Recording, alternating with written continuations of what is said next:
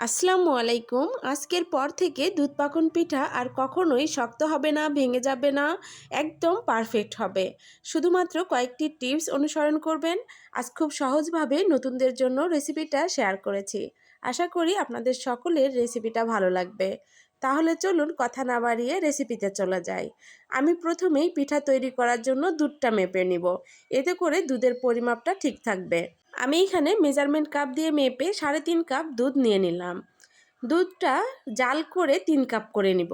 খুব বেশি ঘন করব না। দুধ যদি খুব বেশি ঘন হয়ে যায় সেক্ষেত্রেও কিন্তু পিঠা শক্ত হয়ে যাবে। কেন শক্ত হবে সেটা পরে বলছি, তার আগে বলে দিচ্ছি আমি এখানে 2টি সাদা এলাচ এবং হাফ কাপ পরিমাণ চিনি দিয়ে নিলাম।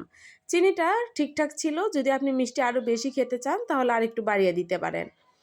এখন সবগুলো উপকরণ দিয়ে খুব ভালোভাবে জাল করে নেব। দুধ ঘন করা যাবে না, কারণ দুধ যদি ঘন হয়ে যায় সেক্ষেত্রে পিঠা ভেজে নিয়ে পরে যখন আমরা দুধে দিব দুধটা টেনে নিতে পারে না। মূলত দুধ ঘন হওয়ার কারণে দুধ না টানলে তখনই পিঠা কিন্তু শক্ত হয়ে যাবে। পিঠা শক্ত হয়ে যাওয়ার আরও বেশ কিছু কারণ আছে, তবে তার আগে ডোটা তৈরি করে নিতে হবে। ডো তৈরি করার জন্য আমি এখানে নিয়ে নিলাম মেজারমেন্ট কাপের 1/3 কাপ দিয়ে 2 কাপ, দুইবার নিয়ে নিব ময়দা অথবা আটা, যে কোনোটা নিলেই হবে। আর একবার নিয়ে নিব চাউলের গুঁড়া। আপনি যে বাটিটাই ব্যবহার করেন না কেন সেম পদ্ধতি অনুসরণ করবেন, তাহলেই হয়ে যাবে। এখন চলে যাব চুলায়। আমি এখানে সবটুকু মিলে হয়েছে 1 কাপ পরিমাণ, অর্থাৎ মেজারমেন্ট কাপের 1 কাপ। সেই মেজারমেন্ট কাপেরই 1 কাপ পরিমাণ দুধ নিয়ে নিলাম। সঙ্গে দিয়ে দিব সামান্য পরিমাণ লবণ। লবণটা বেশি দিতে যাবেন না, খুব সামান্য দিবেন, তাহলে টেস্টটা ভালো আসবে।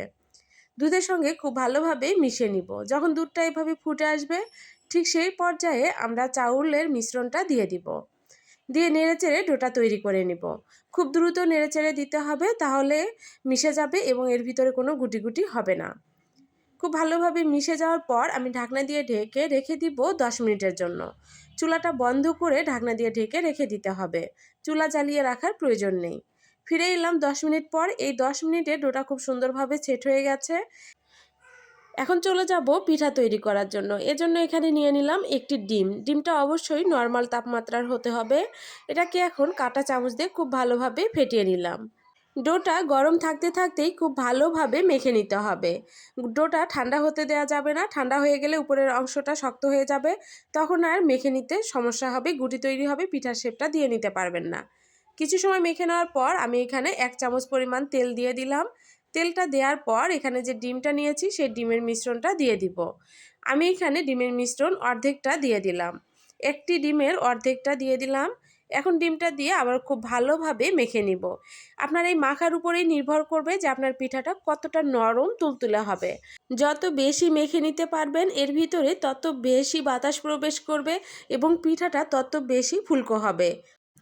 আমি আবারও এখানে 1 চা চামচ তেল দিয়ে খুব ভালোভাবে মেখে নিলাম। মেখে নেওয়ার পর দেখতে ঠিক এমন হয়েছে।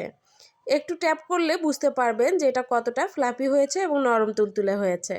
আচ্ছা, ডোটা মতে নেওয়া হয়েছে কিনা তা বুঝবেন কিভাবে? একটু নিয়ে এভাবে গোলাকার একটা শেপ দিয়ে নেবেন এবং একটু চাপ দিবেন। চাপ দেওয়ার পর দেখবেন যে চতুর্পাশে ফেটে যায় কিনা।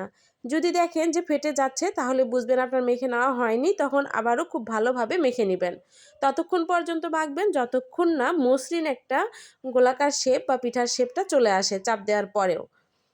আমি এভাবে গোলাকার শেপ এবং একটু পাতাটে শেপ দিয়ে নিচ্ছি। ডিজাইনটা আপনারা আপনাদের ইচ্ছা মতো দিয়ে নিতে পারেন। আমি এখানে চামচের গোড়ালির সাহায্যে পিঠার ডিজাইনগুলো দিয়ে নিব। পিঠার ডিজাইনগুলো আসলে বলে বোঝানোর মতো কিছু নেই, একটু দেখে বুঝে নেবেন, অথবা আপনি আপনার ইচ্ছা মতো দিয়ে নেবেন। তবে অবশ্যই লক্ষ্য রাখবেন পিঠার মাঝখানে একটু গর্ত করে দেওয়ার। এতে করে পিঠা ভাজার সময় আর বেশি ফুলে যাবে না এবং ফেটে যাবে না। আমি এভাবেই সবগুলো পিঠার ডিজাইন দিয়ে নিলাম।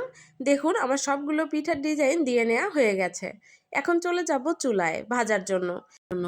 চুলায় প্যান বসিয়ে পর্যাপ্ত পরিমাণ তেল দিয়ে নিয়েছি।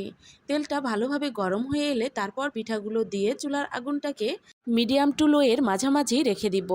কখনোই পিঠাগুলোকে উচ্চ তাপে ভেজে নেওয়া যাবে না। যদি পিঠাগুলোকে উচ্চ তাপে ভেজে নেন সেক্ষেত্রে পিঠার উপরে দ্রুত কালার চলে আসবে এবং ভিতরে কাঁচা থাকবে, তখন পিঠা ভিজতে চাইবে না। যখন পিঠাগুলো এভাবে উপরে ভেসে উঠবে ঠিক সে পর্যায়ে এসে নেড়েচেড়ে পিঠাগুলোকে ভেজে নিতে হবে।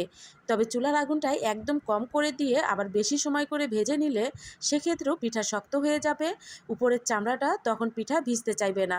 তাই দুই দিকটাই লক্ষ্য রেখে পিঠাগুলোকে ভেজে নেবেন। পিঠাগুলো ভেজে নেওয়ার পর এভাবে একটু চাপ দিয়ে দেখবেন যে হাতটা সহ্য করতে পারছে কিনা।